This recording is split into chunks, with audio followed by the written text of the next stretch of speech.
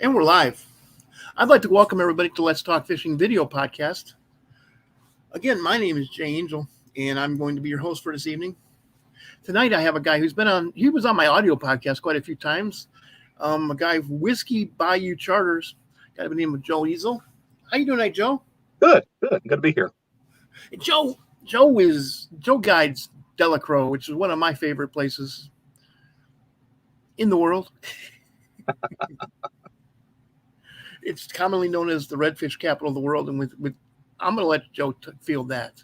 Yeah. It's commonly known that right behind Venice. Venice is called the fishing capital of the world, and a lot of times that bleeds over. But we do have a phenomenal redfish fishery here, and a lot of what makes that so special is it's a huge estuary for almost the entire Gulf of Mexico for redfish. Because a lot of people don't realize this, but the way that redfish spawn is they spawn in 100 to 150 feet water in the Gulf. Okay, so once they reach 27, 28 inches, which is sexual maturity-ish, based on what the biologists from the state are telling us, they all push offshore. Now, unlike salmon, which push offshore and do their thing and then come in at the end of the year and spawn and die, redfish never come back.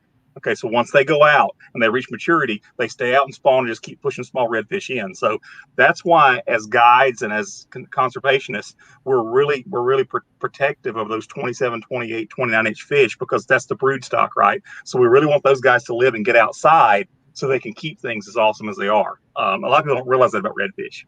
I did not realize that. Then that's the way they work. And so they spawn. Go ahead. Let me ask you a question then. I know I've caught 30, 35, 38-inch redfish. Sure. And then we're offshore. Right. Well, the other thing that redfish do too now is they're no different than any other fish. So think about a predator and how they predate, right? Okay, so they got to eat. Okay, yes. So how does a fish get big? So any fish, I don't care what it is, whether it's a muskie, walleye, bass, redfish, whatever, they get large by ingesting the maximum amount of energy and expending the least. Okay. Sure. So in these redfish, have got stamped on their genetic code for generations and generations, the pogie runs, right, to start in Mexico and push up to the Gulf. Okay. So whenever you talk about those 35 to 38 pound fish you're catching that aren't way off, well, generally that's going to be in June, July, right, or August, when they're following those pogie runs up out of the Gulf. And that's when the bull redfishing gets real awesome in Venice in July and August. Now, and a lot of times we get the backside of that too, because we're at the top of Black Bay. So if the pogie run pushes up through California Point, Sunrise Point, up into the top of Black Bay, then we get on a bull redfish bite yearly too. But it's all predicated on how the pogies push through, how they run. Okay, good answer. Because I haven't caught a whole lot of them, but I know I've caught several over 35 inches, Yeah, well, for whatever reason, I don't know what happened. I don't know if it was Ida that did it or what happened, but we've been blessed this year with a really good, big, what I call a big fish bite. We've been catching bull redfish since Ida, and I've actually guided a lot of trips where guys are watching my feed or what's going on my social media accounts or on Instagram, Facebook, wherever it's at, and they're calling and booking those trips just to simply target bull redfish. And we've been very successful this year catching 18 to 27, 28 pound fish inside the marsh. So it's real odd. I don't know why it's happening, but it's one of those, don't look a gift for some mouth or a gift full redfish and catch them. But we've had a bunch of them this year. Wow. Yeah, that is a big one for inside the marsh, It is. I have caught some, particularly out there at Point of Shane. Yeah. I've caught some big reds. Traditionally, Delacroix is known as a slot fish deal, right? So yes. Delacroix, traditionally, what people are expecting to catch, they're expecting on a daily trip 20, 30, 40, 60, 16 to 27 inch fish. So, and it's because it's the nursery for those fish. So what happens is once they spawn, they get pushed in by tide and by wind into the interior marsh. And then once those fish start to grow, whenever they're getting up to that 20, 22 inch range, these guys may grow an inch a month. They grow it at an exponential rate. Yeah, it's really phenomenal what they do. That's ridiculous. So and the ones that we call rats, 16 to 19 inch fish, we generally see a bunch of those fish during the course of the year. But that's what's happening. They're all spawning offshore, and based on the way that Delacroix and the Gulf sets up, they wash into the interior marsh, and that's where they grow up and eat and feed. And our proximity to the river also helps tremendously because they get a lot of nutrition. So because of the breaks in the levee and the river water that gets washed into Delacroix, these fish in here, they have an opportunity to fish on, their standard prey, which is going to be crabs, shrimp, small fin fish. They also get a shot at crawfish. There's some juvenile bass, as the locals call them, green trout. So they're all Yeah. largemouth, but they'll see a lot of brim, a lot of bacalao, and several other freshwater prey that come through the gaps into the marsh. So they have a buffet. If it's a perfect storm, if you will, to grow large fish in a very short amount of time And grow lots of fish. in substantial numbers. That's generally what it's known for. If you want to come on a redfish trip to catch numbers of fish, this is one of the places you can get that done. That's what I tell people when my friends from up north ask, where would I go? And I tell them, yeah, Delacroix. Right.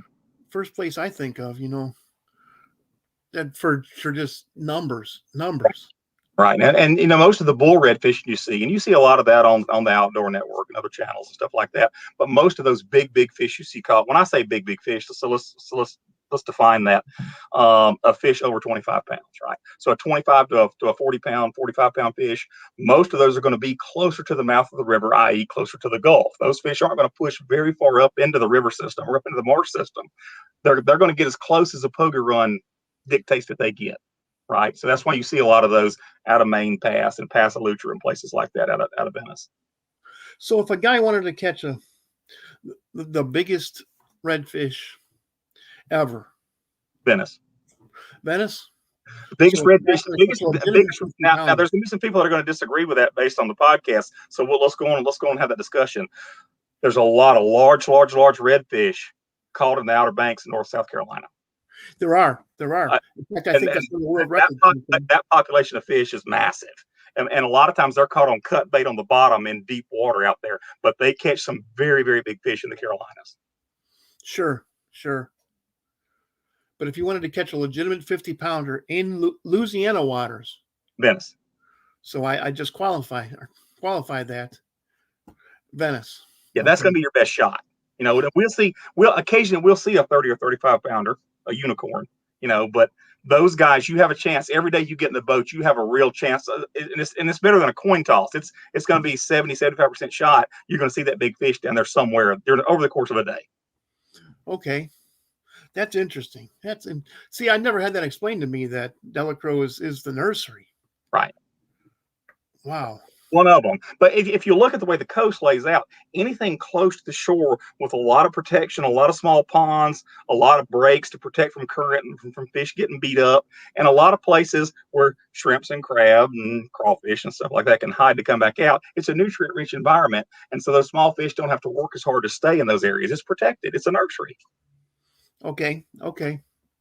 Interesting. So places like Grand Isle would, you got the whole nursery there of Golden Meadow and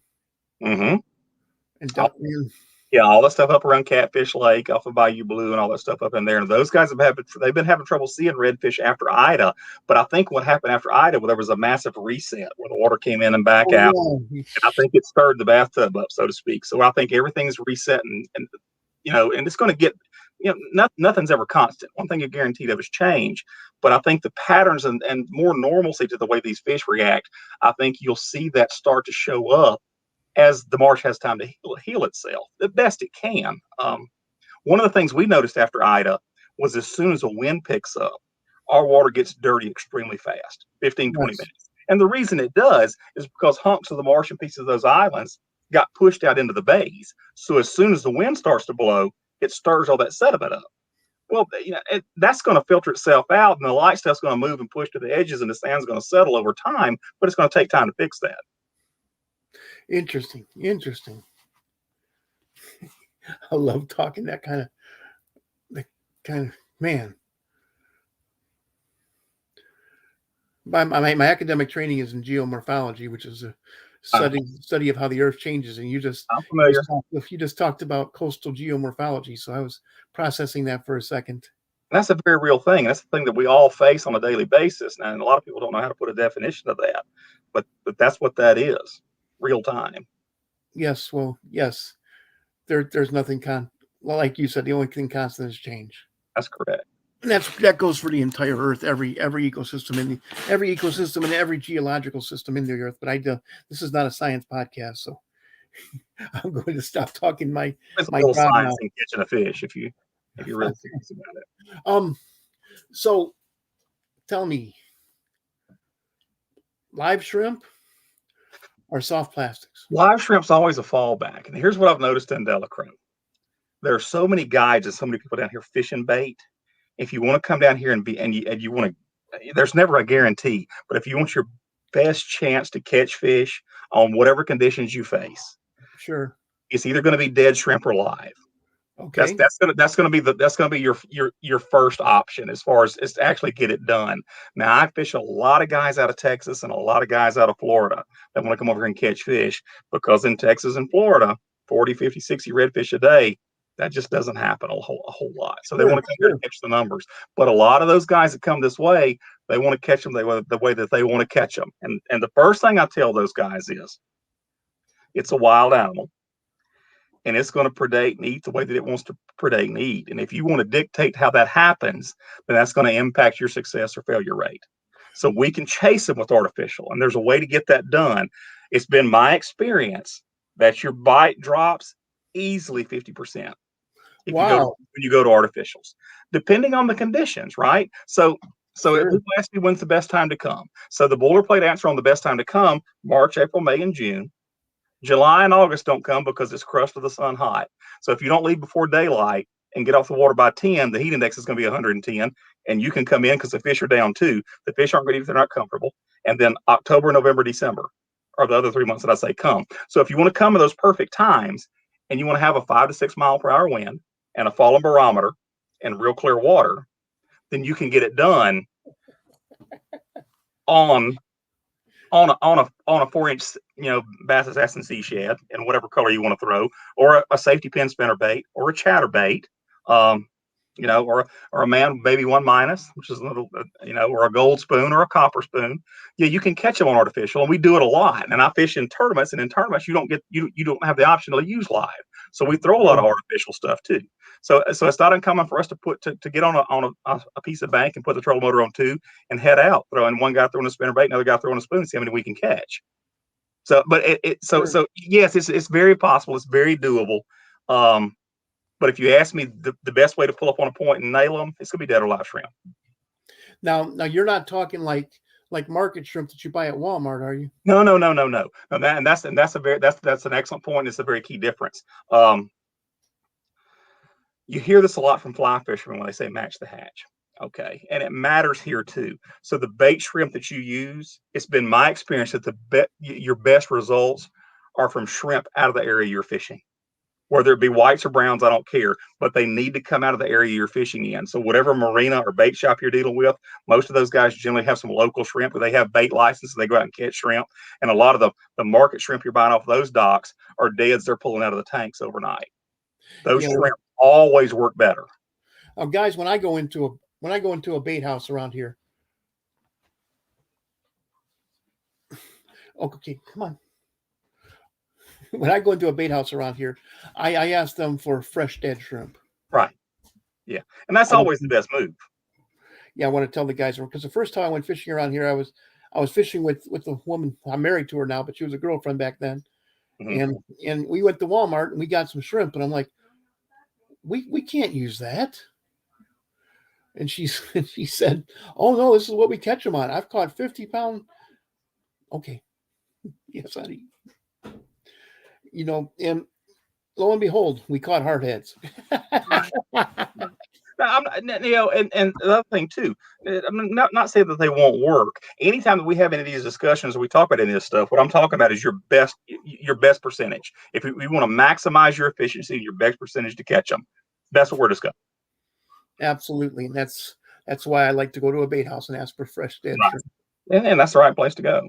Yeah, well, yeah, I like to patronize the local businesses, the small guys, Right. Absolutely, Yeah. And also, those are the guys, if you ask them where they've been catching them, they're going to tell you. You're in there spending. Well, a crabber wants you to catch them, because one of the reasons that crabbers hate redfish is because they'll come up to the traps and they'll pull the legs off the crabs through the wall of the trap. But once a crab loses a leg, it dies. Well, a crab's no good to a crabber if it's dead. Oh wow.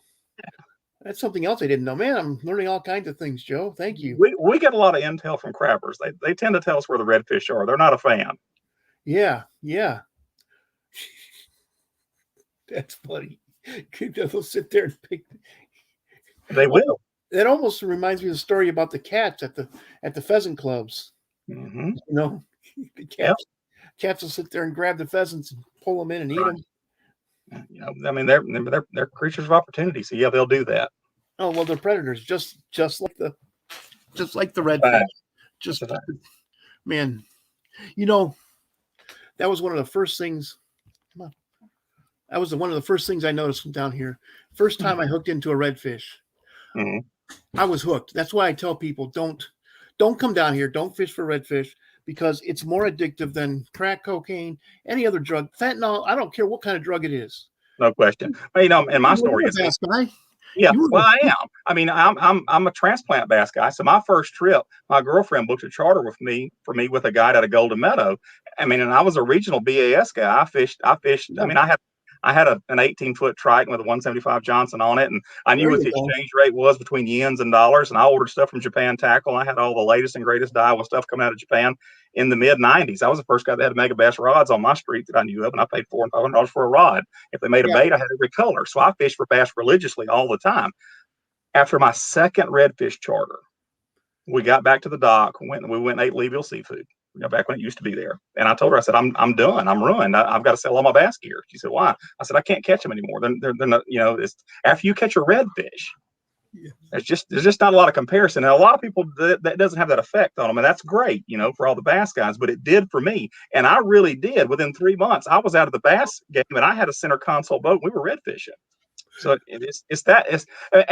what's crazy about it is when you target and chase them, I attack them the same way that I bass fish. So these fish relate to structure. They relate to edges and ledges and drop offs. You know, if you find the bait, you find the fish, and they attack it the same way, man. I mean, I fish for I pattern and fish for these fish just like I fish for bass. I do. Yeah, guys, I was telling Joe a story when I talked to him on the phone today about the first redfish I caught. I caught when I was flipping, and I was flipping some rocks out there at the jetties at Calcasieu Lake, and the guy came up to me, and there must be pinfish, and he looked at my rod. He said, "No, that's not a pinfish. Next time that happens, slow it down, slow it down." So I slowed it down and pulled it up. Yep, that's a bite. I set the hook, and it was a good redfish. And right, I played tug of war with that thing because I had on heavy braiding. So much fun. It didn't have any place to go because it was right up against the rocks. You know, of course, it went down to like 25 feet, but I wasn't using deep water. Those fish fight hard deep water. They can move on you. Man, I wasn't letting it get down there, and it was just me against him. You know, battle of muscle, and so much fun. It still gives me goosebumps, Joe. It still gives me goosebumps. That is just like, you know, I told you I couldn't even talk when I was trying to tell you the story today. Right.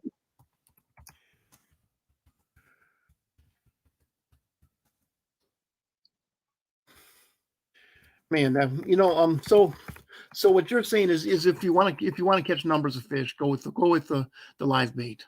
Yeah, this really, you know, yeah, I agree with that. The 95% of the fish that we catch in Delacroix, and I think the bulk of the time the way that they're caught on charters, this is all relegated back to charters. The bulk of these fish are caught on a popping cork, 24 to 36 inches of leader on a 1/4 ounce jig head with a dead or alive shrimp on it. That's the bulk of the way that this stuff's done down here. When you're on charters or you're fishing, you're fishing off the bank, stuff like that. If you want to start artificial chasing them and you want to sight fish them, that's a different gambit. We can go into that. That's not a problem. It's going to be artificial. Bass gear works fine. Get rid of all your fluorocarbon line, no monofilament. If you want to fish for them on bass gear, on all your bait casting rods, the lightest weight line I would use would be a 30-pound braid. And you 30-pound braid. Yeah, you can cast further with lighter braid. The problem you're going to run into with a bait caster is if you go below 30, the line is so small, you hook into some of these big fish with a drag lock down, it's going to cut down in the spool and break you off. Okay, so the line's actually going to sink into the spool. Yeah, so on all my bait casting stuff, I throw at least 30, sometimes 40, depending on the diameter of the line. That's what I was going to ask you. Okay, so why the 1/4 inch jig head? quarter-ounce jig head. That's I'm just sorry, kind of quarter a ounce. fallback. Right. That's okay. And it's gonna have a 4/0 hook on it. And there's a lot of guys that make a good one. I use a Bass Assassins Pro. I've got a Really? couple of them. There's one in chartreuse. Oh, I Uh, like that little bait keeper there. yeah, and Those levers. this one's an electric chicken. I will tell you something about Delacroix. You always need a little chartreuse in it, and whatever you're using. A lot of guys, when they throw market bait, they want a lead head jig head. They want it to be out there. They want it to be as natural as it can be. What I've noticed in Delacroix is whatever you're throwing needs just a little bit of chartreuse in it. And I start with a quarter-ounce jig head because as you pop the cork, the shrimp kicks and lays back down. So in the spring of the year, when the fish are super aggressive, you want a lot of movement in that. As the grass starts to get thicker and get heavier, I'll start dropping down jig head weights. I'll go to a 1/8 or even a 1/16 because it lays into the grass a little easier and doesn't get hung up as bad. If the grass gets super, super thick in July and August, I'll go to a 2/0 or a 3/0 kale hook. That's what I was going to ask you about a jig head as opposed to a kale hook. Yeah, I make that decision based on what the grass is doing. Okay. So if I'm hanging up a lot, if it's real, real thick, then I'll go to a kale hook. And a lot of guys make this mistake when they're fishing around grass. If they start getting hung up, they'll get discouraged and they move off of it. These fish locate to grass. Grass edges are the bank edge for these fish. Wherever the edge of the grass is where these fish are going to attack from. They're going to be under the mat, pulling out the edge of it and killing stuff. Anytime you see a grass edge that terminates into a hard point bank or to any kind of structure, that's where you want to fish. So if you're getting hung up, don't move. Change your tackle to make it fishable on whatever grass you're on. So it may be a 16-inch leader, maybe a 12-inch leader. It may be a kale hook with no weight. But make changes until you're not getting hung up. There are fish there. That's where they're going to be. My favorite way to fish for redfish and trout is just a kale hook with no weight, no popping cork, right, and live bait or just free line. Yeah, just throw it out there, and you know I just love watching that line, and all of a sudden it starts going like this. Yeah, that is exciting. That is exciting. Yeah. The other thing you can do in the summer is if the bite gets real funny or real fickle, you can start dropping your leader size. Sure. And the one thing a lot of people forget when they drop leader size, got to back your drag down. Okay. Oh, so yeah. The bulk of the time I'm fishing 30 or 40 pound leader. But in the summertime when it gets tough, I may back down to 20. But you're also gonna back down to 5-6 pounds of drag versus 8 or 9 on the heavier leader weights. Oh yeah, I'm big time on adjusting drags. I have lost so many fish because I didn't adjust. You just have to break off, and you're using the heavy duty line. And then next thing you know, that's a bite, and you rear back and set the hook. And either if it's a cheap rod that I use for surf casting, you're going to break the rod. Right. Now you're going to break the. One of the other things that I do too, and a lot of people don't pay a whole lot of attention to this. I use fluorocarbon on all my leaders. Okay. A lot of people say, well, it doesn't really matter. Well, if it gets you 5 or 10 bites a day on that tough day when you need 5 bites, then it matters. And the two that I generally use, I've used this one a lot in the last couple of years. This is Seaguar Inshore, and I use it in 30 and 40. It comes in a 100-yard spool. It's phenomenal inshore braid. If it's super, super tough, I'll go to the gold label. And these are 25-yard spools. But this stuff is super, super thin. So that's phenomenal leader. Yeah, but see in a 30-pound leader, this is 0.017 diameter. Where on a 30-pound inshore, it's going to be 0.020. So it's a little thicker. Now, why are you using fluorocarbon in stained water? I'm not saying you're wrong. Okay. Because whatever I can do to get an advantage on these fish, if it gets me 5 bites a day, I need those 5 bites because it's a performance-based business, right? So people come here. Sure, exactly. They're not coming here not to catch them. So, I do believe that fluorocarbon gets me more bites a day than monofilament because the refractive quality on fluorocarbon is the exact same as water. So theoretically, once it goes into the water, it truly is invisible. Because I used fluorocarbon. In fact, I would spool my finesse rods with fluorocarbon up north in the crystal clear water. Because like you said, I was fishing tournaments, I was guiding, and I needed the bites. I fished on a bank beside a boat fishing 40-pound big game, and I'm fishing 30-pound fluorocarbon, and we're catching them 2 at a time, and they're not getting a bite. I've seen it. Mm-hmm. So when I saw that, I was a believer. So I'd be sold. So here's the way that I attack anytime that I'm fishing. I Sure. want to maximize my effectiveness. So whatever I can do to make that happen, I'm going to do it. Okay. Because you spent the money to get there. So if your 2 feet a leader is a nickel versus that guy's at a penny, what does it matter? Because it cost you $200 to get out there. Yeah. Okay. And you're there to catch them. I completely agree with you. I just wanted to understand why you were doing it. That's why. That's one of the things I like about this show. Right. I get to ask guys like you, and that takes years off of my learning curve. Mm-hmm. And anybody who thinks they know everything is wrong. If you don't learn something every day, then you need to do something different. Absolutely, man. Absolutely. So I guess the next important thing, rods and reels. I use Daiwa stuff. I've been with Daiwa for a long time. I've been very pleased with them. In a pop and cork situation, I've been using a rod for them from the last 2 years, and it's been a phenomenal rod for me. I've got 6 of the original that I started with. They probably got 300 days guiding on them. It's a Tatula XT. Okay. The Tatula XT spinning rod, 7.3 medium heavy. You can buy it anywhere. It's $99.95 a piece. It is the best pop and cork rod I have ever used, by far. Man, I have one. Yep. This is the Daiwa Kaje. Spinning. This thing is a work of art. Got 2 of those. Got 2 Leviases. Look at that. Yep. This thing is just an absolute work of art. It is so lightweight. And I have it on a Grant rods, and Grant, I love Grant. Mm-hmm. But what do you have there, Joe? That's a Kage. Are you showing us the reel or the rod? Both. That's the Kage. This is the reel. I don't know if I can get the. There it comes. Go this way. Get the glare off of it. Yeah, it's hard. It's hard to get that perfect with these. It is with all the light. These aren't the best. Let me go that way. There we go. Okay. There it is. The Tula XT 7.3 medium heavy. That's a 7. This is a 7 medium heavy. That's the one I use in tournaments. But a 7.3 is the one I'm throwing. My main reel is a Saltus back bay. It has been for a couple of years now. I just switched to the Saltus MQ 3000 XH.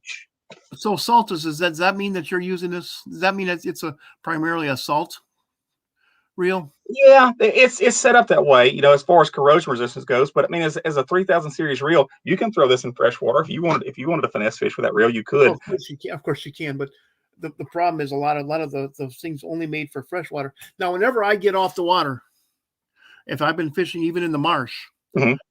I thoroughly wash down my every. Always rinse them off. Now, here's one of the things that a lot of guys do that's wrong. Don't blast them with a real concentrated hard jet of water. Just like a shower. Just a light rinse is plenty. You just want to knock the salt off of them. So you have a hose that doesn't have a sprayer on the end of it. I know a lot of guys that take them home and literally put them in the shower and turn the water on cold, leave them for 20 or 30 minutes. 20 or 30 minutes. Boy, that's when I've been having. I have not been doing that. I mean, I don't think you have to. I just know the guys that do that when they're doing something else. They just go put them in the shower and turn it on cold and walk off and leave them. Yeah. Okay, because I'll usually douse them down with water for 4 or 5 minutes. That's plenty. That's plenty. Okay. I have had lesser reels die with a couple years of that, but I'm not talking the Daiwas or the high quality stuff. Yeah, they are. And here's what I've run into as well. And you run into this with anybody.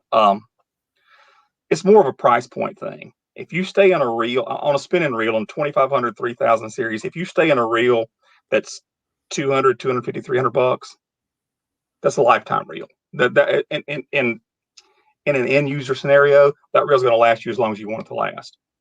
If it makes it 2 years with me at 200 days a year, yeah, you're going to use it until you get tired of it and want something new, or a new model comes out, or the technology is going to increase. Because that's what happens with a lot of this fish in the fishing industry is before you ever wear the product out, technology advances 2 or 3 steps, and there's a new what's it out there that you want.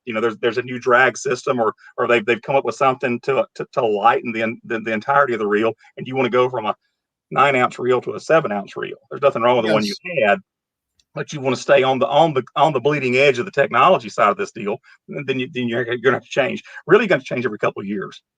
That's what I like so much about the Grant rod, and Daiwa that I just showed you guys. It's so light. I can cast with that. I'm not in good shape, because everybody who knows me knows that for the last year I barely got to leave my house because of health problems. But one of the things that a lot of people don't understand about the weight of a fishing rig, it's not so you can feel the bite better. Here's what it's for. It's because most of these rods, like if you're fishing with me and we're going to fish popping corks all day, this is what I tell people. Imagine fishing a Rebel Popar or some type of topwater bait real slow for 7 hours. So if you have a rig that the reel weighs 7 and the rod is 2 versus the reel weighs 14 and the rod is 4, then that's the difference in you being able to fish past noon and not worried about that spot in the center of your back burning and hurting, and being able to concentrate on catching the fish those last 2 hours of the day when you're on the backside of a tide and the bite turns on in the last 2 hours. That's what I was going for. That's when it comes into play. Here's what I tell people. It's no different than racing. You can go as fast as you can afford. Yes. You can fish rod and reels as light as you can afford. So when you get to that edge of that technology, the price point goes up. And that's what you're paying for. You're paying for the technology. Way up. It does. Way up. I have my surf casting rods, which are, I don't like to cut on anything. So I'm just going to say a generic Walmart thing versus my Grant Daiwa combos. Right. I'm not going to take a Grant Daiwa combo out into the surf where it's going to be doused with Gulf of Mexico water all day long. Absolutely. But, and what a lot of people don't realize either about this deal is when you talk to a guide, well, there were years where you weren't a guide and we weren't, So we booked charters. So when we first started the charter business, I made a list of 4 or 5 things that I hated. And one of them was people that don't take your call. So communicate with people. The second thing was use good equipment. Yes. You never know who you get on your boat or who's coming to fish with you. So if you fish with me, when you fish on my boat, you fish the same rod and reels that I tournament fish with. So my guide stuff, they're $400 combos. That's what you fish with. And all 6 of them are the same. All the leaders are the same length. They've all got the same jig head and the same cork. So if one guy's catching them and the other guy's not, it's not because of the equipment. Mm-hmm. And so it's little things. You got to pay attention to details. And it's no different as a recreational angler when you're fishing. You got to pay attention to details.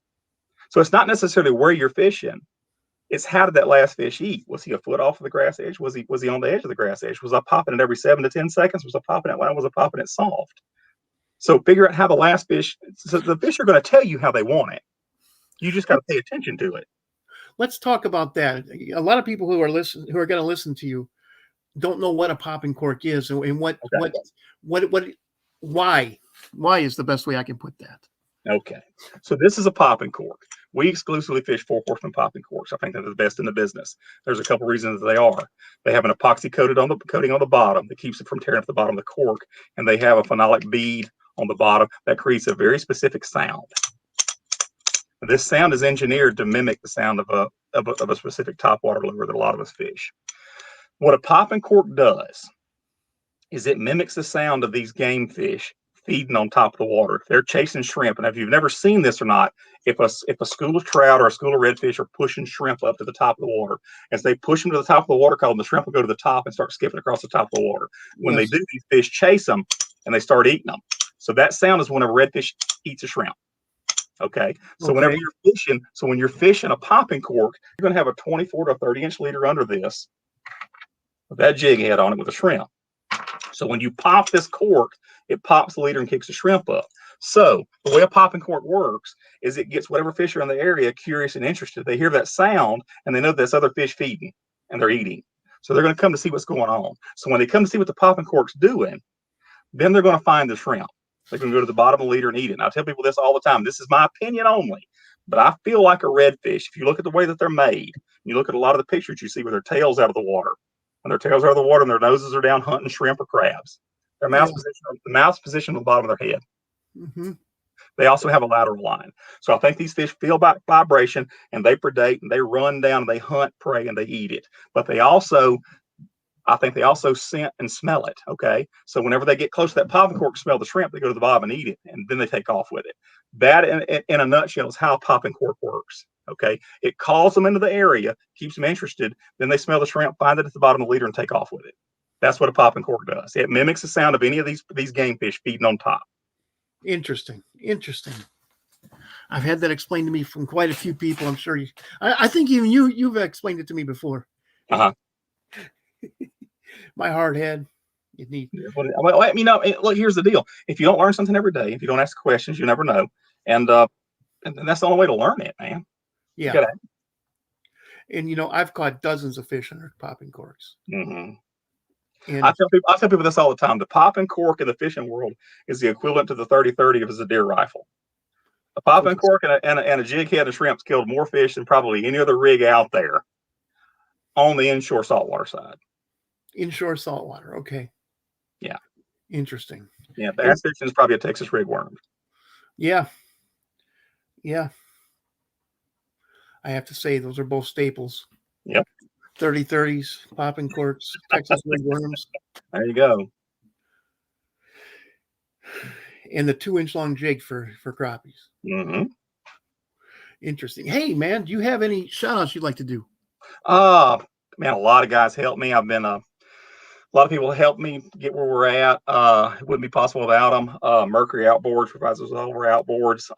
Phenomenal power plant, very lightweight, a lot of power, very fuel efficient.